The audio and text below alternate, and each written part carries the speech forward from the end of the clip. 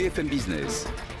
Jusqu'à 12h30, Intégral Placement, l'émission 100% placement. Guillaume Sommerer. Allez, à présent, on parle de votre argent et en ce 8 mai, des idées pour investir dans le vin. Quelles sont les meilleures bouteilles dans lesquelles investir en ce moment? On va vous répondre avec Angélique Delancin. Bonjour Angélique. Bonjour. Vous êtes la directrice générale déléguée de idealwine.com. D'abord, les prix du vin. Vous venez de publier votre baromètre mensuel. Comment évoluent ces prix des bouteilles de vin en ce moment? Alors on est actuellement dans une phase de pause, je dirais, de respiration du marché, puisque l'indice Winedex d'Ideal Wine 100, l'indice global de notre marché des vins, s'inscrit en repli d'1,7% sur le mois d'avril. Donc on peut parler effectivement d'une pause, même si sur les 12 derniers mois, on est quand même très positif à plus de 10% de progression pour ces vins. Pourquoi cette pause, cette légère baisse même des prix du vin ? Alors il y a plusieurs facteurs qui permettent d'expliquer ça. L'un d'entre eux qui est cyclique, c'est au mois d'avril, traditionnellement, on observe toujours une phase d'attentisme qui précède la campagne de vente en primeur des crus de Bordeaux. Les primeurs, donc là, fin avril, début mai, on commence à déguster et à commercialiser des vins qui ont été donc récoltés au mois de septembre-octobre de l'année dernière, le millésime 2012, qui est mis en vente alors même qu'il n'est pas encore en bouteille. Donc on parle de futur. Ce sont des vins donc, qui vont être vendus à l'avance par les domaines. Et donc cette campagne primeur attire toujours tous les regards et focalise l'attention, ce qui détourne un temps l'attention des opérateurs du marché des ventes aux enchères que nous observons. Vous observez aussi un ralentissement de la demande chinoise pour les vins français ? Alors, d'une manière générale, en fait, au niveau de la demande, ce qu'il faut voir, c'est que si on regarde déjà au niveau de la demande française, européenne, qui elle est très éduquée, très pointue, très éclectique, elle concerne des domaines de vin, des régions de vin, qui ne sont pas uniquement les Bordeaux, les Bourgognes et les vins du Rhône que nous retraçons dans nos indices. Donc elle reste assez solide. Curieusement, mais elle reste assez solide. Effectivement, en Asie, on a constaté un certain ralentissement sur le très haut de gamme, qui peut s'expliquer pour partie par une sorte de politique main propre menée par le nouveau gouvernement, qui consiste à freiner sur la politique des cadeaux. Et donc ça, c'est quelque chose qui touche très directement les très grands crus. C'est-à-dire qu'en Chine, on avait l'habitude d'offrir des cadeaux prestigieux. C'était à la limite de la corruption. En tout cas, Xi Jinping, le nouveau président chinois, veut lutter contre la corruption. Et cette nouvelle politique a un impact sur la demande chinoise en vin haut de gamme. Disons que les grands crus font partie des cadeaux qui sont ou qui étaient couramment offerts dans le cadre des relations effectivement professionnelles ou commerciales.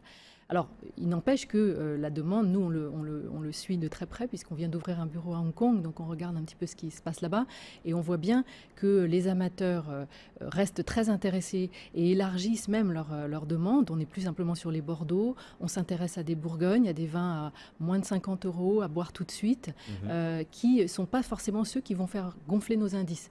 Même si on a aussi, parallèlement, une concentration de richesse très importante en Asie, et on a quand même encore des crus qui explosent tous les records, comme cette caisse de Romanée Conti qui vient de se vendre, une caisse de Romanée Conti 90 qui vient de se vendre plus de 40 000 € ces derniers jours. Pas mal. Et vous nous disiez, les prix moyens du vin ont reculé un peu en avril parce qu'il y a attentisme dû au primeur 2012 qui arrive sur le marché. Voilà. Comment jugez-vous cette campagne de primeur 2012 ? Qu'est-ce qui vous frappe particulièrement là, dans ce qui se passe, dans ce que nous proposent les vignerons, les prix proposés également? Quelles sont les évolutions les plus frappantes ? Alors il y a un paradoxe dans cette campagne, c'est qu'on est en 2012 sur un millésime dont la qualité apparemment est supérieure, en tout cas pour certaines appellations, à celle du 2011. C'est notamment le cas, je pense à des appellations comme Pessac-Léognan, Saint-Émilion, Pomerol, qui ont bien réussi leur millésime, enfin, relativement bien compte tenu de conditions climatiques très difficiles. Donc une qualité supérieure et des prix qui s'affichent en baisse. Donc on pourrait imaginer que l'achat est intéressant. Et pour autant, la campagne ne se passe pas si bien que ça, elle est difficile. Alors ce qu'il faut bien comprendre, c'est que pour prendre une décision d'achat en primeur, ça résulte d'une alchimie complexe entre un certain nombre de critères.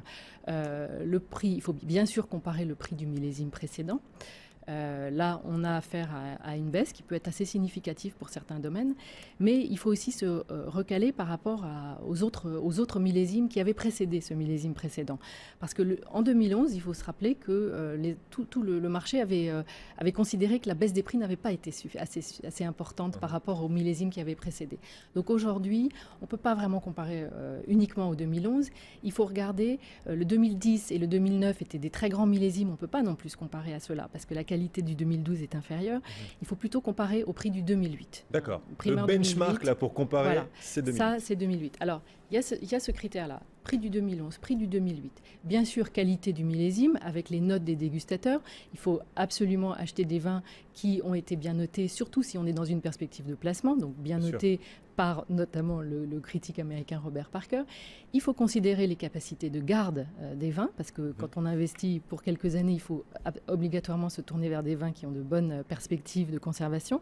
Et le dernier critère, c'est qu'il faut aussi regarder sur le marché quels sont les vins de millésime relativement récents et à quel prix ils sont disponibles sur le marché. Et là, on s'aperçoit qu'on a un certain nombre de vins qui sont aujourd'hui vendus, certes en baisse par rapport au prix du 2011. Je pense par exemple au Château Mouton Rothschild, qui est en baisse de 30% par rapport à ce qu'il valait en primeur 2011, mais qui vaut aujourd'hui sur le marché le même prix que le millésime 1996, qui est un magnifique millésime qui est prêt à boire aujourd'hui. Oui. Donc, c'est un petit peu difficile de vous dire oui, bien sûr, il faut acheter.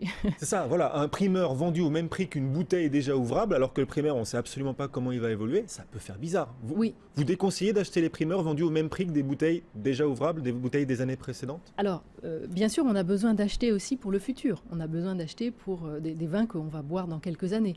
Mais on ne peut pas uniquement considérer, encore une fois, la baisse par rapport au 2011. Je vous dis, c'est vraiment un résultat de tous ces critères. Alors, il y a quelques vins qui ont fait l'effort d'être commercialisés au prix très proche du prix des 2008. Je pense par exemple au Château Rosan-Ségla à Margaux, qui a en plus de très belles notes et un vrai consensus de la part des dégustateurs.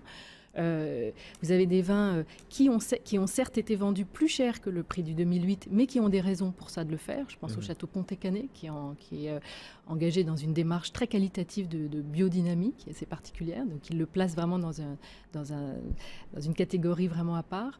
Mais le choix des vins est vraiment assez limité, une fois qu'on considère vraiment tous ces critères. En tout cas, vous nous avez déjà donné quelques noms de bouteilles pour investir dans ces primeurs 2012, ça nous donne une bonne idée. Un tout dernier mot, Angélique, sur le climat là, de ce printemps 2013, assez moyen, on le sent sur la France, c'est pas un très beau printemps. Est-ce qu'on constate un retard dans le développement des vignes? Est-ce que ça pourrait déjà avoir un impact sur la campagne 2013? Alors, pour l'instant, il est un peu prématuré de parler des pluies torrentielles qui se sont abattues sur Lyon et qui notamment ont atteint le vignoble de Chablis. Mais pour le reste du vignoble, pour ce que j'ai pu entendre de mes conversations avec certains viticulteurs, c'est vrai qu'il a fait froid, la vigne a tardé à se développer. Mais ce qui est important pour eux, c'est qu'il n'y a pas eu de variation climatique importante avec un très beau temps début mars qui aurait ensuite été suivi d'une phase de gelée qui là aurait été dramatique au moment où la vigne commence à sortir. Là, il a fait froid tout le temps, c'est peut-être mieux qu'un coup de chaud suivi d'un coup de froid. C'est un retard, mais ce n'est pas un problème. D'accord, donc tout va bien. Tout va bien. Merci Angélique. Angélique Delancsin, fondatrice, présidente, directrice générale déléguée, pour être très précis et pas vous fâcher avec vos collègues, directrice générale déléguée d'Idealwine.com. Merci Angélique. À bientôt, bon retour.